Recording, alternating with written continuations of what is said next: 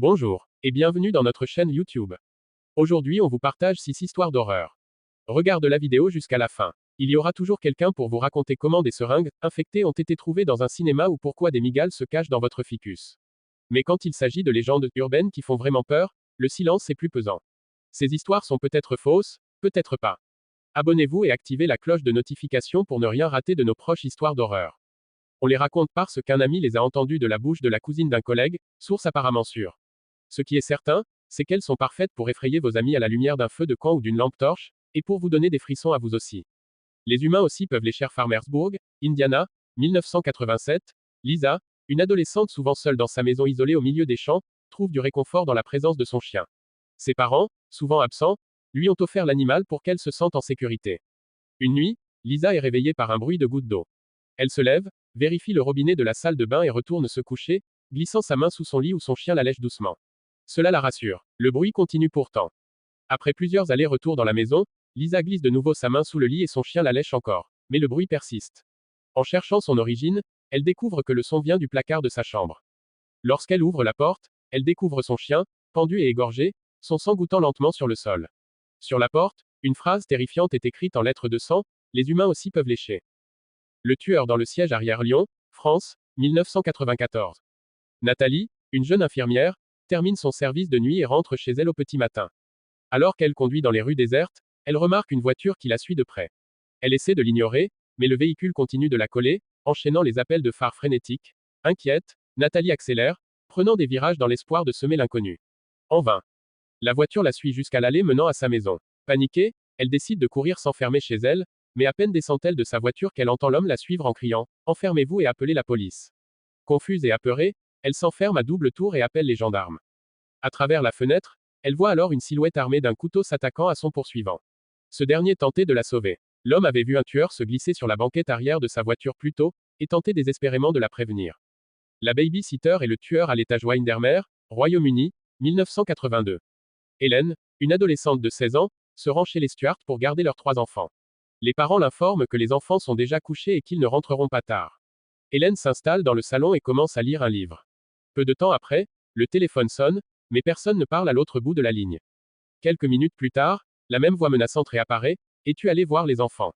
Pensant qu'il s'agit d'un canular, Hélène continue sa soirée. Mais l'appel se répète. De plus en plus effrayée, elle décide de prévenir la police. Il lui suggère de garder l'homme en ligne pour tracer l'appel. Lorsque l'inconnu appelle à nouveau, la police la recontacte aussitôt, terrifiée, l'appel vient de l'intérieur de la maison. Sort immédiatement. Hélène se précipite vers la porte, mais en jetant un coup d'œil en arrière, elle voit une silhouette sombre descendre lentement les escaliers, venant du couloir des chambres des enfants. Les policiers arrivent juste à temps pour arrêter le tueur, déjà couvert du sang des 3 enfants de la famille Stuart. Le casse-tête. Installée dans son salon, une femme âgée vivant seule décida de faire un casse-tête pour passer le temps. C'était la nuit où l'obscurité et la noirceur totale prenaient toute la place autour de ces lieux.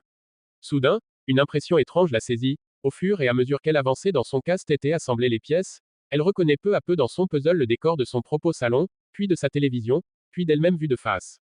De plus en plus fébrile et prise d'une curiosité sans précédent, elle décida quand même de continuer. Les derniers morceaux qu'elle assembla furent ceux qui illustraient la fenêtre qui se trouvait derrière elle. La toute dernière pièce du casse-tête, quant à elle, montrait le coin de la fenêtre avec le visage terrifiant d'un homme la regardant. La station-service. La nuit était sombre et brumeuse, et Denise luttait pour rester éveillée alors que la route était sombre, froide et détrempée. Le niveau d'essence de sa voiture devenait dangereusement bas, et elle ignorait totalement où se trouvait la prochaine ville. Juste au moment où elle allait arrêter la voiture pour dormir sur le bord de la route, elle aperçut une petite station d'essence douteuse. Malgré tout, comme elle n'a pas le choix, elle s'y arrête. Pendant que le commis fait le plein, ce dernier semble très distrait par l'arrière de du véhicule. Il s'exécute enfin, mais lui demande d'ouvrir le capot, parce qu'il flaire un problème. Alors qu'elle se retrouve seule dans une petite station-service délabrée, en plein milieu de nulle part, et que le commis a des comportements étranges, le cœur de Denise bat la chamade. Il lui demanda de sortir de la voiture pour venir voir le moteur. Elle s'exécuta tout en se demandant pourquoi elle ne se mettait pas à crier. Dès qu'elle arriva devant la voiture, il l'attrape par le bras et lui dit: Cette voiture a besoin d'une remorqueuse, vous devez venir avec moi dans le bureau. Puis il lui met la main sur la bouche et l'entraîne de force à l'intérieur du bureau. Une fois à l'intérieur, il lui dit: Il y a un homme couché sur le siège arrière de votre voiture. Nous devrions appeler la police. La femme apeurée partit en courant vers sa voiture et fila à toute vitesse sans regarder derrière. Au bout de quelques minutes, Denise regarda dans son rétroviseur. Elle vit un homme avec un chandail à capuchon et une hache dans la main sur la banquette arrière. Sur le champ, d'un mouvement de bras, il décapita la pauvre femme avec sa hache. Le cadavre de Denise fut retrouvé quelques jours plus tard. Des années après ce drame, la police est enfin parvenue à mettre le grappin sur le tueur en série qui avait eu la peau de Denis. Avez-vous regardé sur la banquette arrière de votre voiture? La Dame Blanche. Il existe plusieurs versions de cette histoire. Selon des témoignages, elle aurait été vue autant en Europe qu'en Amérique. Voici l'une des nombreuses histoires la mettant en vedette. Prenons cette histoire puisqu'elle est racontée par un médecin. Une personne qui a priori est plutôt réaliste et a les pieds bien sur terre. Le témoignage date de 1977. Après une longue journée de travail, un médecin rentre chez lui un soir, alors qu'une pluie battante s'abat. Sur le bord de la route, il aperçoit une jeune femme vêtue de blanc. Par compassion et pour se rendre utile et aimable, il décide de s'arrêter et de lui offrir de la raccompagner chez elle. Elle accepte et après lui avoir donné son adresse, elle ne dit plus un mot du reste de la route. Pendant le trajet, elle reste silencieuse jusqu'à ce qu'il traverse le pont du Furet. À cet instant précis, elle devient agitée et effrayée. Une fois arrivée à destination, le médecin lui prête son parapluie et attend qu'elle le lui rende. Cependant, ne voyant pas la jeune femme revenir, le médecin sonne à la porte de la maison. Un couple lui ouvre et il leur raconte alors son histoire, en décrivant la jeune fille. Le couple, visiblement très ému, lui révèle alors que cette jeune fille était leur fille unique, décédée tragiquement lors d'un accident de moto sur le pont du Furet plusieurs années auparavant. La voisine. C'est un jeune homme qui habitait dans un immeuble à logement. Une nuit, quelqu'un frappa à sa porte et il se leva pour aller ouvrir, une femme se trouvait devant lui. Cette dernière lui demanda timidement si elle pouvait passer la nuit chez lui, car son conjoint la battait et elle s'était enfuie. Elle le rassura en mentionnant qu'elle avait appelé sa famille et qu'ils viendront la chercher dès le lendemain matin. Compatissant, le jeune homme lui offrit donc une couverture et lui suggéra de passer la nuit sur le divan dans le salon. Au réveil, la couverture est pliée et bien rangée sur le coin du sofa et la jeune femme semble avoir quitté les lieux. Le jeune homme se prépara et partit donc travailler. Le soir suivant, on frappe à nouveau à sa porte. C'est encore la même femme, mais cette fois, son visage porte des marques de violence. Elle lui demande à nouveau l'hospitalité. Incapable de refuser, le jeune homme lui propose de dormir au même endroit que la nuit précédente. Au petit matin, même manège, elle n'est plus là. Cette situation se répète tout au long de la semaine. Inquiet, le jeune homme décida de se rendre au poste de police pour expliquer la situation.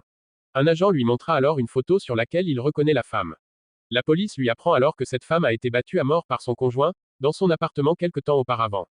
La gardienne en danger. Pour l'aider à payer ses études universitaires, une jeune fille se retrouva quelquefois dans le rôle de gardienne et se vit confier la garde de la maison d'un voisin, un médecin respectable et digne de confiance, qui bien sûr la rémunérait convenablement pour service rendu. Ce soir-là, le médecin avait demandé à ce que la gardienne se présente à la maison pour 19 heures. Peu de temps après son arrivée dans la maison de son voisin, la jeune étudiante reçut un appel téléphonique. Un homme à la voix rauque lui dit que si elle ne quittait pas la maison immédiatement, il mettrait fin à sa vie. Terrifiée, l'étudiante raccrocha le téléphone, puis fixa l'afficheur avec appréhension. Évidemment, numéro masqué. 30 minutes plus tard, le téléphone sonna à nouveau. Si tu ne sors pas bientôt de la maison, je te tuerai, déclara le même homme au bout du fil. Prise de terreur, la jeune fille raccrocha précipitamment et appela la téléphoniste à la recherche d'une solution. Cette dernière lui recommanda de garder l'homme en ligne pendant environ une minute afin d'être capable de tracer d'où provenait l'appel, si cela se reproduisait. Plus tard, le téléphone sonna à nouveau, le même homme se tenait au bout du fil. Malgré sa terreur, la gardienne réussit à le garder en ligne pendant tout près d'une minute. Il lui répétait ses menaces en boucle, lui demandant de quitter la maison sur le champ, sinon, il la tuerait. Dans l'urgence, la téléphoniste rappela sans délai pour ordonner à l'étudiante de sortir de la maison le plus rapidement possible, et pour cause, l'appel provenait de la deuxième ligne de la maison qui était située au deuxième étage.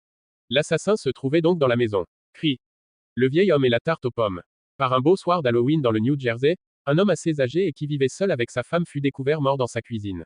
Il avait la réputation de ne pas aimer les enfants et d'avoir une grande aversion pour eux.